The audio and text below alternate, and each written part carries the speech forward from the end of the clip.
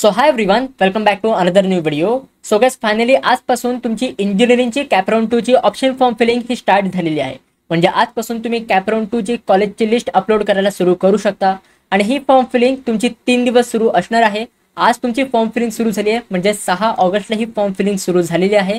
ते 8 ऑगस्ट पर्यंत म्हणजे 3 दिवस दिलेत. 6, 7, 8 या 3 दिवसांमध्ये तुम्ही कॅपराउंड 2 ची इंजिनिअरिंगची ऑप्शन फॉर्म फिलिंग कंप्लीट करू शकता. आता ह्या व्हिडिओमध्ये मी तुम्हाला पूर्ण ट्युटोरियल्स दाखवणार आहे की नक्की तुम्हाला फॉर्म फिलिंग कशी करायची आहे. कॅपराउंड 2 साठी काही वेगळे तुम्हाला ऑप्शन प्रोव्हाइड केले जातात का. बाकी बघा, ऑप्शन फॉर्म फिलअप करण्यासाठी एवढं काय रॉकेट सायन्स नाही आहे. जसं तुम्ही कॅपराउंड 1 चा फॉर्म फिलअप केलात तसंच तुम्हाला कॅपराउंड 2 चा सुद्धा फॉर्म भरायचा आहे. बट काही 2-3 नवीन ऑप्शन आहेत ह्याच्यामध्ये, ते मी तुम्हाला ह्या व्हिडिओमध्ये दाखवणार आहे. सो त्यामुळे ह्या व्हिडिओला तुम्ही शेवटपर्यंत नक्की बघा. प्लस त्यासोबत ह्या व्हिडिओला तुम्ही मित्रांसोबत पण शेअर करा, ज्याच्याने त्यांना पण कळेल की नक्की कॅपराउंड 2 ची फॉर्म फिलिंग ही कशी करायची. सगळ्यात पहिले याचे तुम्हाला सीईडी सेलच्या ऑफिशियल वेबसाईटवर, या वेबसाईटची लिंक मी तुम्हाला डायरेक्टली डिस्क्रिप्शन बॉक्समध्ये प्रोव्हाइड केलेली आहे. त्यावर क्लिक करून तुम्ही या पोर्टलवर येऊ शकता. तुम्हाला न्यू रजिस्ट्रेशन किंवा ऑलरेडी रजिस्ट्रेशन हा तुम्हाला ऑप्शन दिलेला आहे. तर ह्यावर क्लिक करून तुम्हाला लॉग इन करून घ्यायचं आहे. तुमचा ईमेल आयडी, तुमचा पासवर्ड एंटर करून तुम्हाला लॉग इन करून घ्यायचा आहे. लॉग इन केल्यानंतर तुमच्यासमोर एक असं काही इंटरफेस तुम्हाला बघायला मिळेल. ह्या इकडे तुम्हाला कॅप रजिस्ट्रेशनचं ऑप्शन दिलेलं आहे, तर त्यावर तुम्हाला क्लिक करायचं आहे. टेक्निकल एज्युकेशनमध्ये यायचं आहे. इकडे तुम्हाला बॅचलर ऑफ इंजिनिअरिंग हा ऑप्शन दिलेला आहे, तर त्यावर तुम्हाला क्लिक करायचं. आता ह्यावर क्लिक केल्यानंतर तुम्ही ह्याचा चेक करू शकता. तुम्हाला इथे ऑप्शन काय दिलेलं आहे. सगळ्यात पहिले दिलं आहे की currently admission details not admitted till नाव, म्हणजे ज्यांनी पण बेटरमेंट केलं असेल किंवा ज्यांनी पण बेटरमेंट नाही केलं असेल त्या सगळ्यांना असं दिलेलं असेल नॉट ॲडमिटेड टिल नाव, म्हणजे तुमचं अजूनही कुठे ॲडमिशन झालेलं नाही आहे. त्याच्या खाली तुम्हाला दिलं आहे की incomplete option form for CAP round 2, म्हणजे जर तुम्ही बेटरमेंट केलं असेल, जर तुम्ही कॅपराउंड 2 साठी एलिजिबल असाल तर तुम्ही कॅपराउंड 2 चा ऑप्शन फॉर्म ह्या इथे भरू शकता. आता ह्याकडे इनकम्प्लीट दाखवलं आहे, म्हणजे हा ऑप्शन फॉर्म तुम्हाला कंप्लीट करायचा आहे. ऑप्शन फॉर्म कंप्लीट करण्यासाठी तुम्हाला खाली proceed to fill option form हा ऑप्शन दिलेला आहे तुम्हाला, तर त्यावर तुम्हाला क्लिक करायचं आहे. इथे तुम्ही क्लिक केल्यानंतर ना, तर ह्याची तुम्ही लक्ष द्या, इकडे तुम्हाला एक नवीन ऑप्शन दिलेला आहे. ह्या इकडे तुम्हाला काय विचारलं आहे की would you like to import option fill by you in CAP round 1, म्हणजे कॅपराउंड 1 मध्ये तुम्ही जे पण ऑप्शन्स फिलअप केले होते, जे पण तुम्ही प्रेफरन्सेस फिलअप केले होते, जे पण तुम्ही कॉलेजची लिस्टमध्ये तुम्ही त्याला प्रेफरन्स वगैरे दिलं होता, तर तीच लिस्ट कॅपराउंड 1 ची लिस्ट तुम्हाला कॅपराउंड 2 मध्ये इम्पोर्ट करायची आहे का. इकडे तुम्हाला 2 ऑप्शन दिलेत, येस ऑर नो. जर तुम्हाला कॅपराउंड 1 ची आहे तशी लिस्ट तुम्हाला इम्पोर्ट करायची असेल तर तुम्ही येस करू शकता.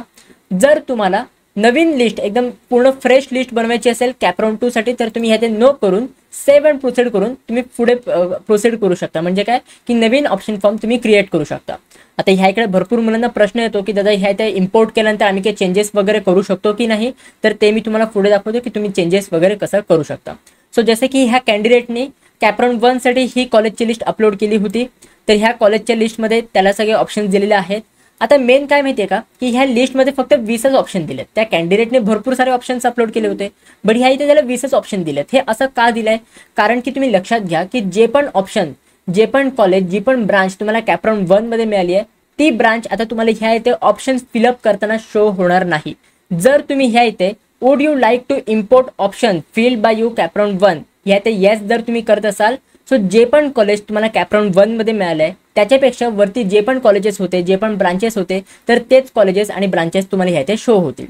तर त्याच्या इथे तुम्ही खाली इथे येस केल्यानंतर इम्पोर्ट करायचं असेल तर येस केल्यानंतर तुम्हाला इथे खाली सेव्ह अँड प्रोसीड तुम्हाला करायचं आहे. सेव्ह अँड प्रोसीड केल्यानंतर तुम्ही इथे चेक करू शकता की ह्या इथे आपला जो ऑप्शन फॉर्मचा तुम्ही कॅपराउंड 1 मध्ये जो इंटरफेस बघितला होता, तर तोच इंटरफेस तुम्हाला ह्या इथे आलेला आहे. आणि ह्या इथे जे पण कॉलेजेस त्यांनी कॅपराउंड 1 मध्ये एंटर केले होते, तर ते सगळे कॉलेजेस ह्या इथे आलेले आहेत.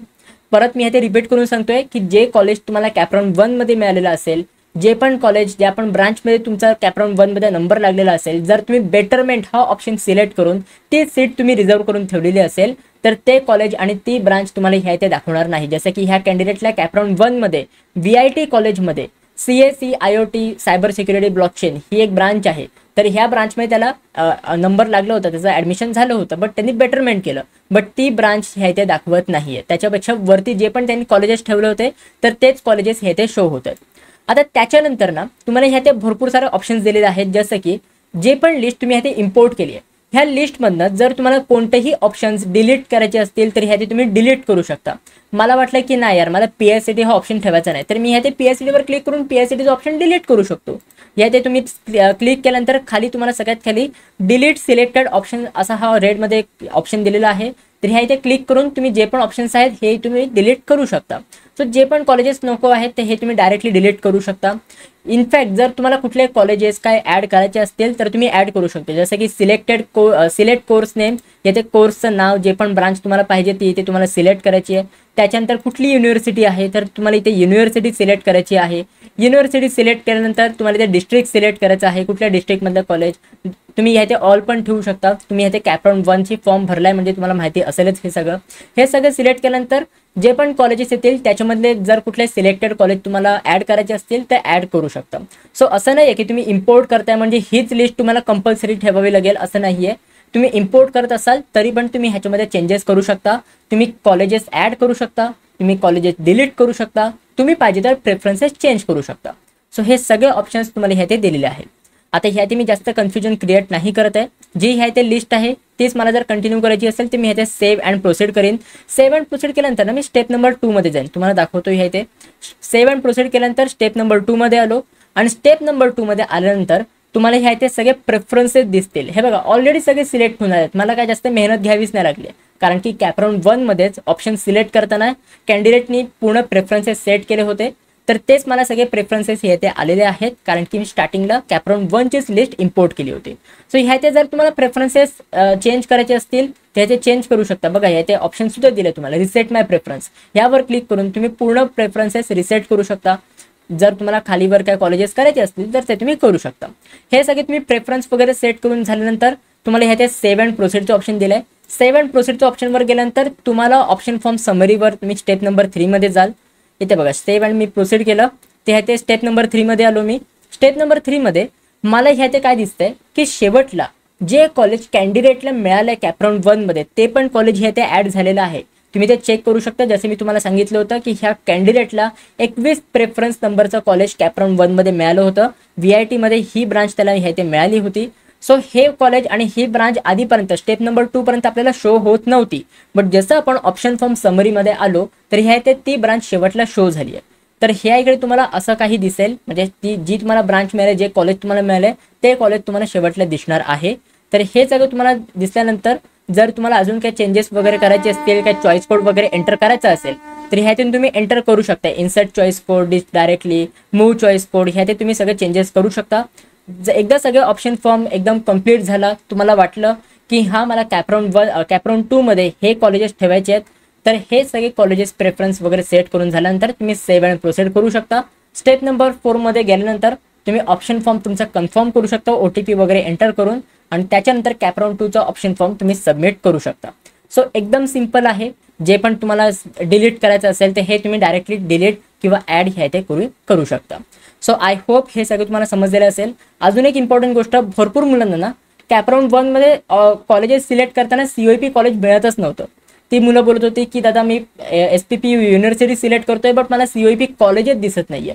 तर लक्षात घ्या की तुम्हाला युनिव्हर्सिटी काय सिलेक्ट करायची.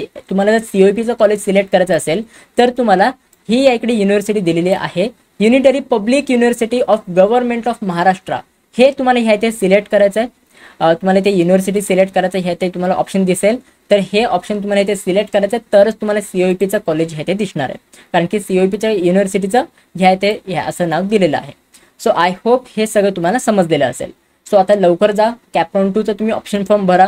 जास्त तुम्ही घाई करू नका, एकदम नीट भरा कारण की जर तुम्ही कॅपराउंड 2च्या ऑप्शन फॉर्ममध्ये काही पण चुकी केली, जर तुम्ही चुकून लोअर कॉलेज वरती ठेवलं, जे तुम्हाला कॅपराउंड 1 मध्ये कॉलेज मिळालं त्याच्यापेक्षा लोअर कॉलेज तुम्ही वरती ठेवलं आणि जर तुम्हाला कॅपराउंड 2 मध्ये तेच लोअर कॉलेजमध्ये नंबर लागला तर परत तुम्ही कॅपराउंड 1ची सीट घेऊ शकत नाही. कॅपराउंड 1ची सीट तुमची कॅन्सल होते. तुम्हाला कॅपराउंड 2ची सीट घ्यावी लागेल किंवा तुम्ही कॅपराउंड 3 मध्ये जाऊ शकता. हां, कॅपराउंड 3 मध्ये परत तुम्ही त्या कॉलेजमध्ये अप्लाय करू शकता बट त्यावेळी सीट खूप कमी असतील आणि त्यावेळी कॉम्पिटिशन पण खूप जास्त असेल. सो त्यामुळे नीट ऑप्शन फॉर्म भरा, जास्त घाई करू नका. 3 दिवस आहेत आपल्याकडे आणि एकदम शेवटपर्यंत पण थांबू नका कारण की ऑप्शन फॉर्ममध्ये शेवटी सर्व्हरमध्ये काही ग्लिचेस वगैरे सुरू होतात त्याच्यामुळे तुम्हाला प्रॉब्लेम येऊ शकतो. सो त्यामुळे नीट तुम्ही ऑप्शन फॉर्म तुम्हाला भरायचं. सो गाइज आय होप हे सगळं तुम्हाला समजलेलं असेल. जर सगळं समजलं असेल तर मला कॉमेंट सेक्शनमध्ये नक्की सांगा की येस दादा मला समजलं, आय गॉट इट. म्हणजे मला समजेल की ही व्हिडिओ बघून किती मुलांना ऑप्शन फॉर्म फिलिंग ही समजलेली आहे। जर तुमचे काही पण डाऊट्स असतील तर तेही डाऊट्स मला कॉमेंट सेक्शनमध्ये तुम्ही विचारू शकता।